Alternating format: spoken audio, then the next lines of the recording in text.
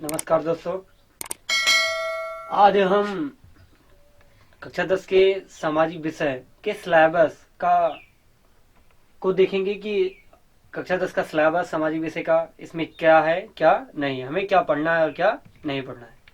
आप देखिए, कक्षा 10 के सामाजिक विषय के सिलेबस को 4 भागों में बांटा गया है। जिसे आप देख पा रहे हैं, सबसे पहला भाग ऐतिहासिक एवं सांस्कृतिक विरासत, तथा दूसरा भाग नागरिक जीवन, तथा तीसरा भाग पर्यावरणीय अध्ययन, तथा चौथा भाग आर्थिक विकास।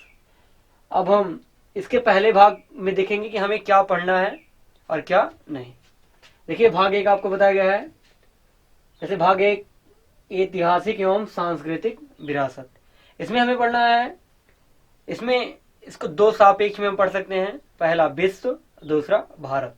अगर विश्व की दृष्टि से देखा जाए तो इसमें सबसे पहला पॉइंट हमें पढ़ना होता है वैचारिक क्रांति। इसमें हम पढ़ेंगे देशों का राष्ट्रीयकरण, उसके बाद औद्योगिक क्रांति, उसके बाद अब दूसरा पॉइंट देखेंगे इसमें राजनीतिक क्रांति। राजनीतिक क्रांति में हम देखेंगे कि इसमें मुख्य रूप से हम 4 क्रांतियों को पढ़ेंगे। जैसे सबसे पहले फ्रांस की क्रांति, उसके बाद अमेरिका की क्रांति, उसके बाद इंग्लैंड की क्रांति तथा रूस की क्रांति। उसके बाद हम पढ़ेंगे राष्ट्रवाद का विकास, अर्थात नए स्थानों की खोज। जैसे इसके एग्जाम्पल में हम आपको राष्ट्रवाद के विकास के एग्जाम्पल में एक बता देते हैं। जैसे अमेरिका तथा भारत की खोज, जैसे आप जानते हैं 1498 ईस्वी में वास्को डिगामा द्वारा भारत की खोज की गई। उसके बाद हम पढ़ेंगे विश्व युद्ध।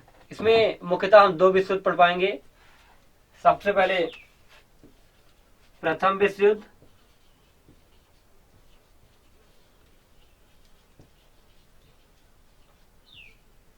ये जो होता है 1914 ईस्वी से 1918 ईस्वी तथा उसके बाद हम पढ़ पाएंगे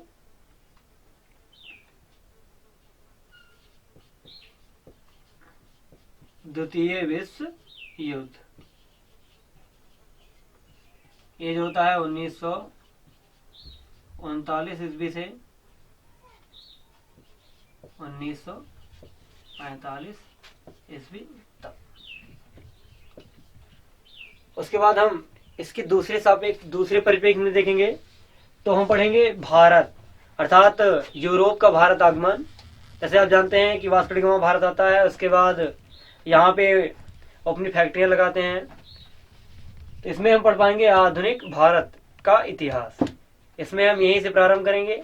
उसके बाद हम पढ़ेंगे भारतीय राष्ट्रीय आंदोलन, जिसमें हम पढ़ पाएंगे 1857 की क्रांति तथा गांधी युग, जिसमें हम पढ़ेंगे गांधी जी का आगमन तथा गांधी जी के द्वारा चलाए गए आंदोलन, जिसमें मुख्य रूप से सविनय अवज्ञा आंदोलन तथा असहयोग आंदोलन तथा भारत छोड़ो आंदोलन। अब भाग 2 की बात करते हैं। भाग 2 आपको ऊपर ही बताया गया है, नागरिक जीवन। इसमें हमें क्या क्या पढ़ना है इसको देख लेते हैं। सबसे पहले हमें पढ़ना है केंद्र एवं राज्य सरकार। अब केंद्र एवं राज्य सरकार की जहां तक बात करते हैं तो इसकी प्रशासन व्यवस्था, जिसमें हम पढ़ेंगे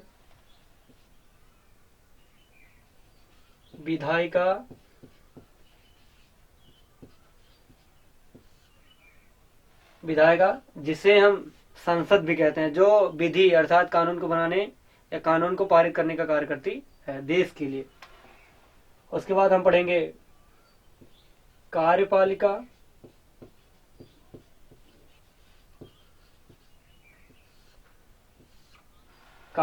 जिसमें हम पढ़ेंगे राष्ट्रपति, प्रधानमंत्री, उप प्रधानमंत्री या उपराष्ट्रपति, राज्यपाल और जितने अन्य मंत्री परिषद में हम पढ़ेंगे राज्य मंत्री, उपमंत्री एवं कैबिनेट मंत्री, इनके विषय में विस्तार से। और तीसरा जो होता है न्यायपालिका,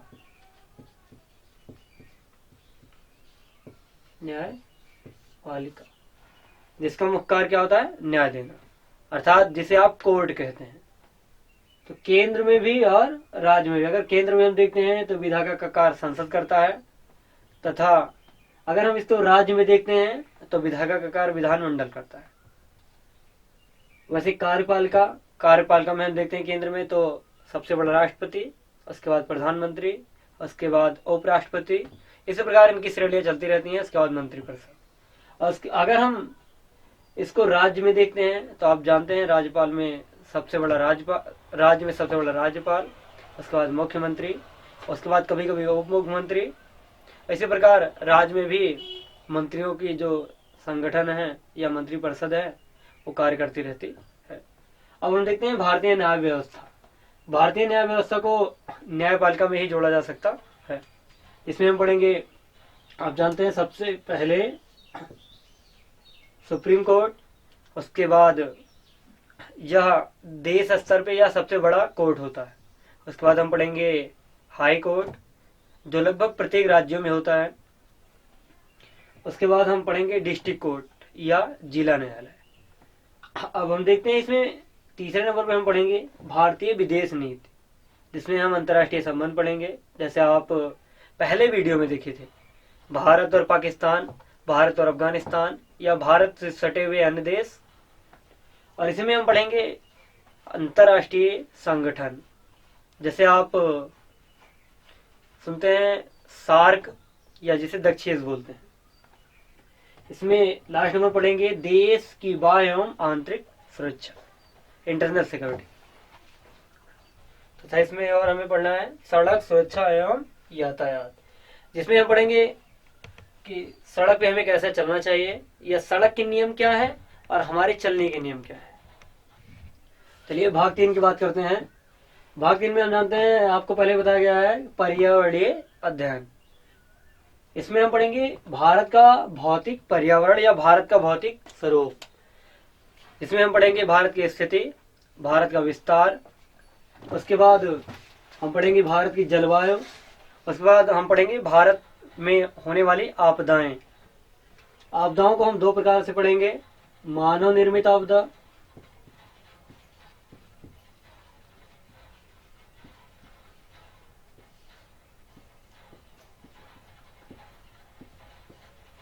तथा प्राकृतिक आपदा।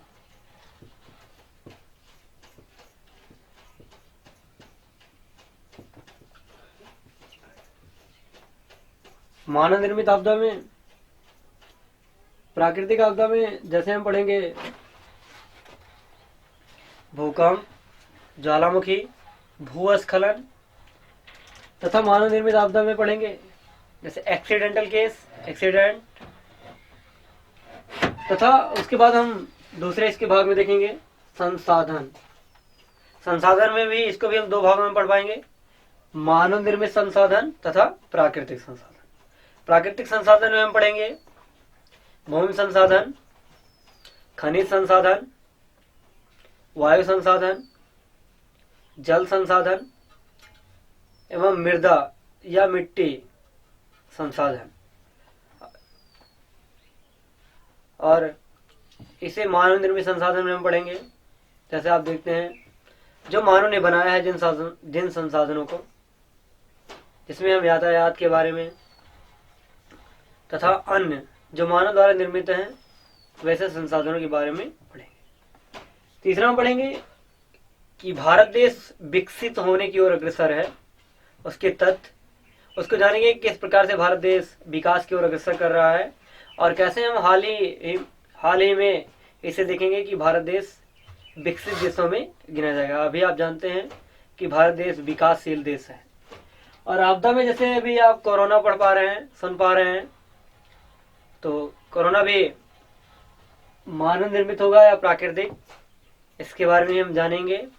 और इसको हम जानेंगे कि क्या है, कैसे है, इसका प्रभाव क्या हो रहा है, किन पे हो रहा है। चलिए अब देखिए भाग 4 की बात करते हैं। भाग 4 आपको बताया गया है आर्थिक विकास। इसमें सबसे पहले हम पढ़ेंगे अर्थव्यवस्था की समस्या।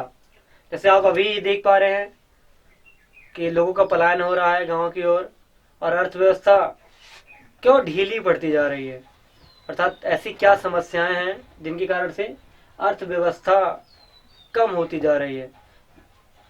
अब उसके बाद दूसरे नंबर में इसमें पढ़ेंगे अर्थव्यवस्था में कृषि का योगदान तथा क्षेत्रक पढ़ेंगे। क्षेत्रक में हम 3 प्रकार के क्षेत्रक पढ़ पाएंगे, प्राथमिक क्षेत्रक, द्वितीय क्षेत्रक तथा तृतीय क्षेत्रक। उसके बाद हम पढ़ेंगे उद्योगों का अर्थव्यवस्था में योगदान। किस प्रकार से उद्योग अर्थव्यवस्था में योगदान देते हैं, अर्थात जीडीपी को बढ़ाने में कार्यरत होते हैं। तीसरे नंबर में हम पढ़ेंगे आर्थिक विकास की दिशा, अर्थात जो आर्थिक विकास हो रहा है वो किस दिशा में हो रहा है। जैसे आप जानते हैं निम्न स्तरीय, न्यूनतम या अधिकतम। उसके बाद लास्ट में हम पढ़ेंगे विदेशी व्यापार, जिसमें हम आयातक देश और निर्यातक देश, आयातक वस्तुएं एवं निर्यातक वस्तुएं, अर्थात कौन सी वस्तुएं हमारे देश में खरीदी जाती हैं तथा कौन सी वस्तुएं हमारे देश से बेची जाती हैं। अब इस पूरे सिलेबस का डिस्कशन करने के बाद आप देखते हैं कि इस पूरे के पूरे बुक में कक्षा 10 के हमें इतना ही पढ़ना है। जैसे पहला है ऐतिहासिक एवं सांस्कृतिक विरासत, इसे हम दूसरे रूप में इतिहास एवं सांस्कृतिक विरासत भी कह सकते हैं, जिसमें हम कह सकते हैं कि प्रथम भाग विश्व इतिहास का है तथा द्वितीय भाग भारत के इतिहास का है। इसमें हम दूसरा भाग देख पा रहे हैं नागरिक जीवन। इस नागरिक जीवन को हम संविधान एवं राज्य व्यवस्था भी कह सकते हैं, जिसमें हम देश तथा राज्य के संबंधों को भी पढ़ते हैं, जिसे संघवाद कहा जाता है। तीसरा पर्यावरणीय अध्ययन, इसमें हम पर्यावरण का अध्ययन करते हैं। इसको हम दूसरे नामों में भूगोल एवं पर्यावरणीय अध्ययन कह सकते हैं। और जो चौथा भाग है आर्थिक विकास, इसे हम इकोनॉमिक्स या अर्थशास्त्र भी कह सकते हैं। अब आपके पूरे सिलेबस का डिस्कशन हो गया है। उसके बाद नेक्स्ट वीडियो में हम आपको बताएंगे पहले इसका प्रत्येक अभ्यास। दोस्तों, अगर आप इस चैनल पर नए हैं तब हमारे चैनल को सब्सक्राइब करिए। डिस्क्रिप्शन बॉक्स में आपको सामाजिक विषय से संबंधित सभी वीडियो उपलब्ध हैं, उस पर आप पा सकते हैं या आप इसको प्राप्त कर सकते हैं।